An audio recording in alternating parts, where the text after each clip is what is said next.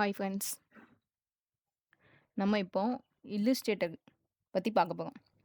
Illustrator அப்படின்றது என்னன்னா, இது ரொம்ப பாப்புலரான கிராஃபிக் டிசைன் சாஃப்ட்வேர். இதில என்னலாம் பண்ணுவாங்கன்னா, லோகோ, போஸ்டர், அப்புறமா கார்ட்டூன் கேரக்டர்ஸ் கிரியேட் பண்ணிக்கலாம். டைப்போகிராஃபிஸ் பண்ணிக்கலாம். வெக்டர் டிசைன்ஸ் பண்ணிக்கலாம். ஓகேவா? இதில வெக்டர்னா என்னன்னு உங்களுக்கு டவுட் இருக்கும். அப்படின்னா, இப்போ இந்த ஃபைல்ஸ் நான் ஓப்பன் பண்றேன். இதில பார்த்தீங்கன்னா 2 இருக்கும். ஒண்ணு ஜேபெக், இன்னொன்னு வெக்டர். ஜேபெக்ன்றது நம்ம நார்மலா ஃபோட்டோஸ் எடுக்கிறது, அந்த மாரி. இப்போ நீங்க ஜூம் பண்ணாலே அந்த பிக்சல் உடைஞ்சிருக்கும். இத நீங்க பிரிண்ட் எடுக்கும்போது அவ்வளோ நல்லா இருக்காது.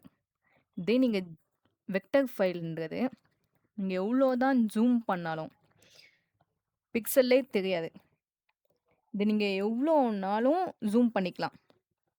பிக்சல் உடையிறது சுத்தமா தெரியாது. ரொம்ப கிளாரிட்டியா இருக்கும். இதோட குவாலிட்டி வந்து லாஸே ஆகாது. இத நீங்க என்லார்ஜும் பண்ணிக்கலாம், ரெடியூஸும் பண்ணிக்கலாம். இதுக்கும் பார்த்தாலே தெரியும். பிக்சல் உடைஞ்சிருக்கு ஜேபெக்ல, வெக்டர்ல பிக்சல் உடையல. நீங்க எவ்வளோனாலும் என்லார்ஜ் பண்ணி பாருங்க. இதுதான் இல்லுஸ்ட்ரேட்டர்.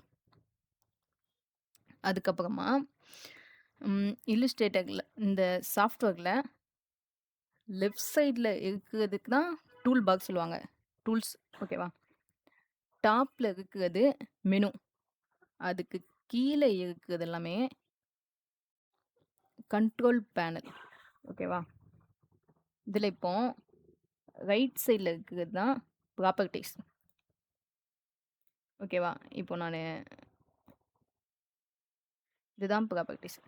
அப்படின்னா, இப்போ இங்க நெறைய டூல்ஸ் இருக்கா? இதில நம்ம இப்போ ஷேப் டூல் எடுக்கலாம். ஒரு ஷேப் போடுதோம். அதுக்கான ப்ராப்பர்ட்டீஸ்லாம் இங்க வரும். ஓகேவா? அடுத்து இந்த ஒயிட் ஸ்பேஸ் தான் ஆர்ட்போர்ட். ஓகேவா? இதுதான் இப்போ இன்னைக்கு கிளாஸ்.